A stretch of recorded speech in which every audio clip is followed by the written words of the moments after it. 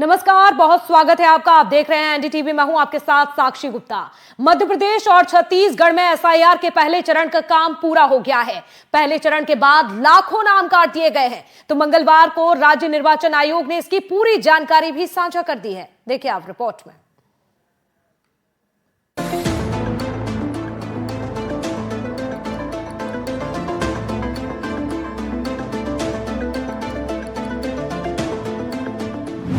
मध्य प्रदेश और छत्तीसगढ़ में एसआईआर का पहला चरण पूरा हो गया है। मध्य प्रदेश में एसआईआर के पहले चरण के बाद लाखों नाम कटे हैं। सबसे पहले आपको आंकड़े बता देते हैं।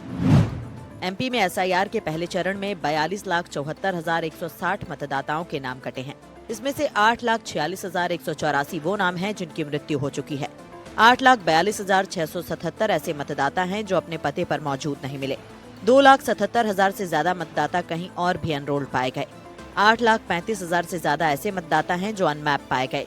6,143 निर्वाचकों में से 5,31,31,983 निर्वाचकों द्वारा गणना पत्रक प्रस्तुत किए जा चुके हैं, जो इस विशेष गहन पुनरीक्षण के प्रथम चरण में व्यापक और प्रभावी सहभागिता को दर्शाता है। इस चरण के सफल समाप्ति के लिए हमें हमारे सभी 55 जिलों के जिला निर्वाचन अधिकारी, 230 निर्वाचक रजिस्ट्रेशन अधिकारी, उनके साथ 532 सहायक निर्वाचन रजिस्ट्रेशन अधिकारी और 65,014 मतदान केंद्रों पर तैनात बूथ लेवल अधिकारियों का समन्वित और सतत प्रयास से ये परिणाम प्राप्त हुआ है। अब आपको जिलेवार एसआईआर की स्थिति बता देते हैं। सबसे ज्यादा जबलपुर में मतदाता सूची में 51,357 मृत लोगों के नाम मिले। इंदौर में 43,700 से ज्यादा, निवाड़ी में 5,539 से ज्यादा और पाढुर्ना में सबसे कम करीब 4,000 मृत मतदाताओं के नाम सूची में मिले। मध्य प्रदेश में एसआईआर के दौरान जो मतदाता पते पर नहीं मिले उनका आंकड़ा भी बता देते हैं। सबसे ज्यादा इंदौर, जिसमें 1,75,424 मतदाता पते पर नहीं मिले। सबसे कम अलीराजपुर जिले में 672 मतदाता पते पर नहीं मिले। जिन लोगों के नाम कट गए हैं और उन्हें इस पर आपत्ति है तो उनके लिए 22 जनवरी तक अपना दावा पेश करने का मौका है। इसके बाद 22 जनवरी से 14 फरवरी तक एमपी में एसआईआर का अगला फेज शुरू होगा और 21 फरवरी को मतदाता सूची का प्रकाशन होगा। भोपाल से एनडीटीवी के लिए आकाश द्विवेदी की रिपोर्ट। तो देखिए, पहले चरण का ये काम पूरा हुआ है। चलिए, और ज्यादा जानकारी के लिए हमारे सहयोगी भोपाल से जुड़ चुके हैं आकाश द्विवेदी, सीधा रुख करेंगे। आकाश, देखिए, पहले चरण का काम पूरा हो चुका है एसआईआर का। बताइए जरा, क्या कुछ पहले चरण में सामने आया है, किस तरह से ये पूरा फेस रहा?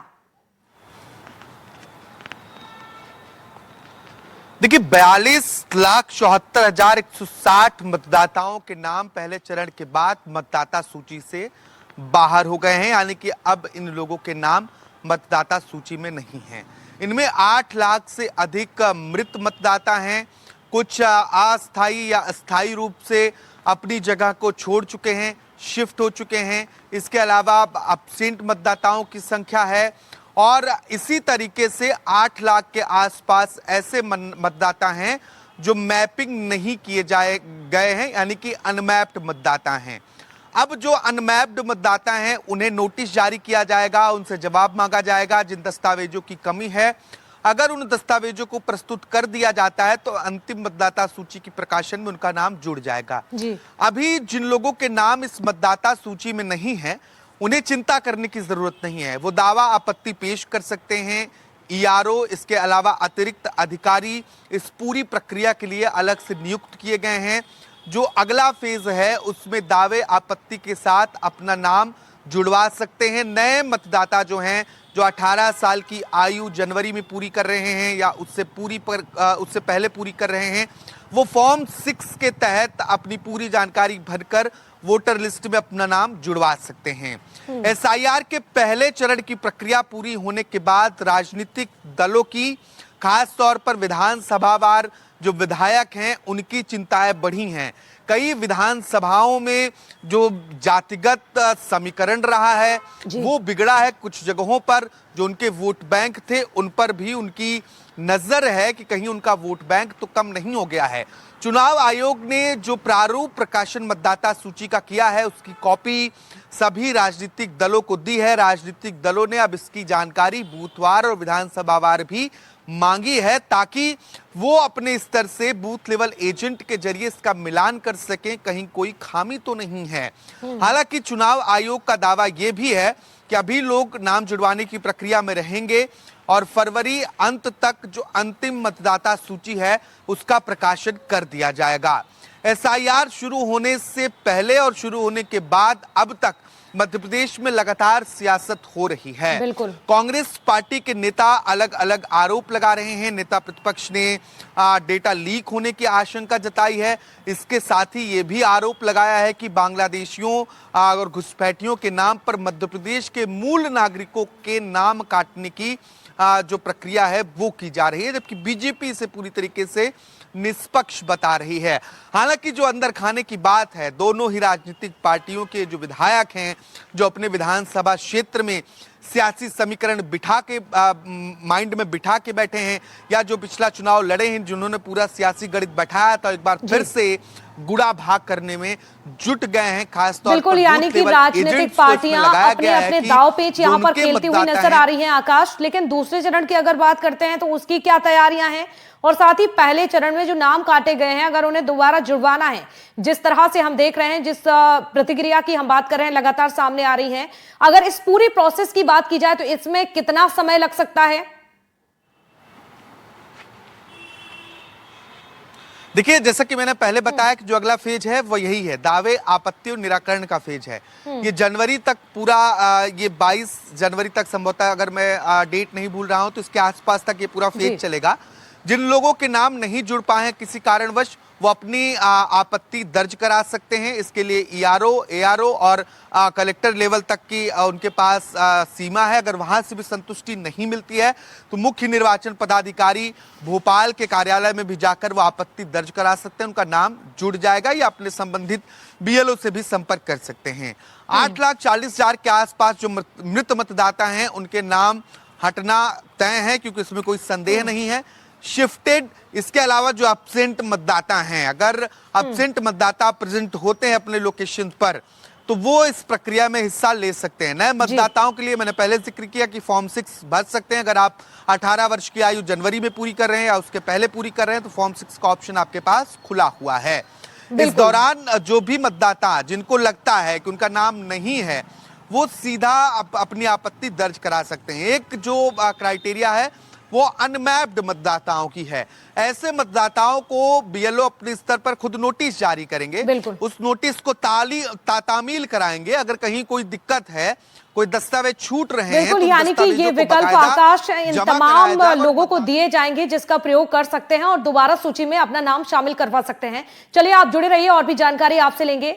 तो मध्य प्रदेश की अगर बात की जाए, 42 लाख से भी ज्यादा नाम, आपको बता दें जिस तरह से 8 लाख से ज्यादा मृत लोगों के नाम हटा दिए गए हैं, तो एसआईआर का पहले चरण का पूरा काम जो है हो चुका है। इस वक्त की ये बड़ी खबर आपको बता रहे हैं और ये आंकड़ा भी आप अपनी टीवी स्क्रीन पर देख सकते हैं।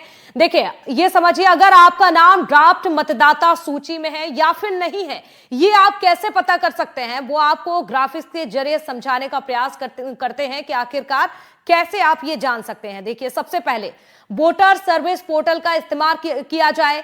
पोर्टल पर जाकर एपिक नंबर से नाम को सर्च करें। इसके साथ ही वोटर ईपीआईसी नंबर 1950 पर एसएमएस कर नाम चेक कर सकते हैं। तो वहीं वोटर हेल्पलाइन ऐप का इस्तेमाल भी इसमें किया जा सकता है। अगर ऑनलाइन नहीं चेक कर सकते हैं तो ऑफलाइन प्रक्रिया भी इसके लिए है। अपने क्षेत्र के बीएलओ से संपर्क करना होगा। संपर्क आप कर सकते हैं। बीएलओ के पास पूरे क्षेत्र की ड्राफ्ट सूची भी उपलब्ध होगी। तो देखिए, ये भी आप समझिए कि अगर किसी कारण से आपका नाम कट गया तो फिर आपको पास में फिर से नाम जुड़वाने का मौका कैसे मिलेगा, कैसे फिर से नाम जोड़ा जा सकता है, वो भी आपको अब बता देते हैं। जिनका जन्म देखिए 1 जुलाई 1987 से पहले हुआ है, ये तमाम जानकारी आपको देंगे। लेकिन सबसे पहले आप ये समझिए कि अपना नाम कैसे चेक कर सकते हैं। ये आपकी टीवी स्क्रीन पर आपको समझा रहे हैं कि कैसे नाम दोबारा जोड़ सकते हैं। चलिए अब आपको समझाते हैं। जिनका जन्म 1 जुलाई 1987 से पहले हुआ है, वो जन्मतिथि या फिर जन्म स्थान की पुष्टि के लिए कोई एक दस्तावेज जमा कराकर अपना नाम फिर से जुड़वा सकते हैं। देखिए, जिनका जन्म 1 जुलाई 1987 से 2 दिसंबर 2004 के बीच में हुआ है, वो जन्मतिथि या फिर स्थान का प्रमाण, साथ ही माता या फिर पिता की नागरिकता का प्रमाण देकर अपना नाम एक बार फिर से जुड़वा सकते हैं। जिनका जन्म 2 दिसंबर 2004 के बाद हुआ है, वो जन्मतिथि या फिर स्थान का प्रमाण पत्र, साथ ही अपने पेरेंट्स दोनों की नागरिकता का प्रमाण देकर अपना नाम दोबारा से जुड़वा सकते हैं। तो ये पूरी प्रोसेस है जिसका इस्तेमाल आप कर सकते हैं। जिनके नाम कट गए हैं उन्हें परेशानी उनके लिए नहीं है, दोबारा से ये प्रोसेस आप कर सकते हैं। चलिए, और ज्यादा जानकारी के लिए हमारे सहयोगी आकाश लगातार जुड़े हुए हैं। आकाश, तो देखिए, अब मुश्किलें नजर नहीं आ रही हैं। अगर नाम कट गए हैं तो दोबारा भी जुड़वा सकते हैं। बिल्कुल, दोबारा बिल्कुल जुड़वा सकते हैं अगर आपके पास पर्याप्त दस्तावेज हैं, जिन दस्तावेजों की मांग चुनाव आयोग कर रहा है, या फिर आप एब्सेंट थे, आप प्रेजेंट हो रहे हैं, तो आप बीएलओ से संपर्क करिए, या और कहीं दावा आपत्ति करना चाहते हैं आरओ लेवल पर या कलेक्टर लेवल पर या मुख्य निर्वाचन पदाधिकारी लेवल पर, तो वो भी कर सकते हैं। नए मतदाता खुद ऑनलाइन के जरिए भी फॉर्म 6 के माध्यम से अपना जो आवेदन है वो सबमिट कर सकते हैं। और अगर किसी को अपना नाम चेक करना है, जैसा कि आपने पहले जिक्र किया, जिस तरीके से पूरी प्रक्रिया बताई, ठीक उसी प्रकार से आप अपने मोबाइल के माध्यम से भी जो इलेक्शन कमीशन की वेबसाइट है वहां पे जाकर न सिर्फ ईपिक नंबर बल्कि सिर्फ अपने नाम के जरिए भी अपने नाम को चेक कर सकते हैं कि आपका नाम मतदाता सूची में है कि नहीं है, आपका बूथ कौन सा है। इसके लिए बस आपको अपना नाम लिखना है, अपने किसी रिलेटिव का नाम, जैसे माता पिता या फिर और भी जो अन्य संबंधी उनके नाम लिखना है। अपनी अगर आपको डेट ऑफ बर्थ मालूम है तो डेट ऑफ बर्थ दर्ज कीजिए, अन्यथा उम्र लिखिए। इसके बाद आपको अपना जिला और विधानसभा क्षेत्र चुनने का मौका मिलेगा। वो चुनने के बाद अगर आपकी सूची में नाम है तो वो बकायदा आपको मोबाइल पर ही शो हो जाएगा, यहाँ से भी आप अपना नाम चेक कर सकते हैं।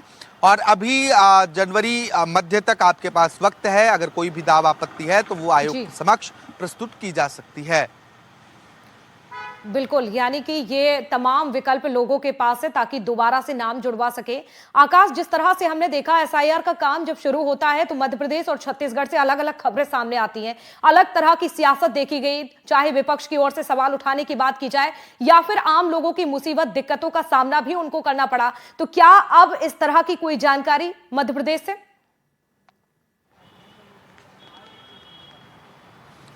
देखिए, सवाल तो अभी भी उठ रहे हैं जी। सवाल लगातार उठ रहे हैं। बिहार से जब एसआईआर शुरू हुआ, विपक्ष लगातार एसआईआर की पूरी प्रक्रिया पर सवाल उठा रहा है। देश के नेता प्रतिपक्ष राहुल गांधी चुनाव आयोग पर कई तरीके के आरोप लगाते हैं, सवाल खड़े करते हैं। मैंने जिस बात का पहले जिक्र किया, उमंग सिंघार ये आरोप लगा रहे हैं कि डेटा लीक हो सकता है। घुसपैठियों के नाम पर प्रदेश के जो आम नागरिक हैं, जो यहाँ पर लंबे वक्त से रह रहे मूल निवासी, उनके नाम काटे जा रहे हैं। कुल मिलाकर इसे वोट काटने की प्रक्रिया विपक्ष बता रहा है। हालांकि सत्ता पक्ष का दावा यह है कि एसआईआर एक शुद्धिकरण की प्रक्रिया है। चुनाव आयोग के जो कार्यप्रणाली है वो पूरी तरीके से पारदर्शी है। ऐसे में जो लोग पात्र हैं उनका मतदाता सूची में नाम होगा, यह स्वाभाविक बात है। लेकिन जो प्रारूप प्रकाशन हुआ है उससे कहा जा सकता है कि राजनीतिक पार्टियों की चिंताएं एक तरीके से बढ़ेंगी, क्योंकि नाम जो अभी प्रारंभिक रूप से कट रहे हैं, 42 लाख के आसपास लोगों के नाम कट रहे हैं, 42 लाख से अधिक नाम है। और अगर हम मृत मतदाताओं की संख्या छोड़ दें 8 लाख, तो बाकी मतदाताओं को लेकर जो शिफ्ट कहीं हुए हैं वो कहीं ना कहीं उनके वोटर्स रहे हैं। इन चीज़ों को लेकर अभी जो राजनीतिक दल हैं वो अपने स्तर पर वेरिफिकेशन और तमाम जो उनकी कार्यप्रणाली उसको पूरा करने की कोशिश में भी जुट गए हैं। बिल्कुल। और देखिए आकाश, जिस तरह से जो आंकड़े सामने आ रहे हैं, ये आंकड़ा बहुत बड़ा है जो नाम काटे गए हैं। अब ऐसे में प्रशासन के लिए भी कहीं ना कहीं ये चुनौतीपूर्ण है दोबारा ये पूरी प्रोसेस कराने में, दोबारा नाम जोड़ने में। देखिए, अब प्रशासन के लिए चुनौती नहीं है, चुनौती पहले थी एसआईआर की प्रारंभिक प्रक्रिया को पूरी करना। जब बीएलओ को 3 बार कम से कम घर पर विजिट करना था, वो लगभग घरों को विजिट कर चुके हैं। 3 बार एक घर पर जहां पहुंच चुके हैं। अगर मतदाता तीनों बार एब्सेंट है तो निश्चित तौर पर उसका नाम एब्सेंट में जाएगा ही। आस पड़ोस के लोग कहेंगे कि नहीं, ये मध्य प्रदेश से राजस्थान चले गए हैं, तो राजस्थान में वेरीफाई करने मध्य प्रदेश से कोई नहीं जाने वाला। आपको अपनी जगह पर उपस्थित होना पड़ेगा, अपने प्रमाण पत्र यहाँ के, भोपाल के या मध्य प्रदेश के या जिस जिले के आप हैं वो प्रस्तुत करना पड़ेगा। और फिर इसी तरीके से जो लोग दावे करेंगे, जो लोग आपत्तियां लेंगे, उनके साथ जो प्रक्रिया हो सकेगी उससे पूरा करने की पूरी कोशिश की जाएगी। और अगर आपके पास दस्तावेज हैं और आपके साथ अगर गलत हुआ है तो निश्चित तौर पर नाम दोबारा मतदाता सूची में जुड़ेगा। बिल्कुल, पहला चरण ये पूरा हो चुका है। बहुत शुक्रिया आकाश आपका तमाम जानकारी देने के लिए।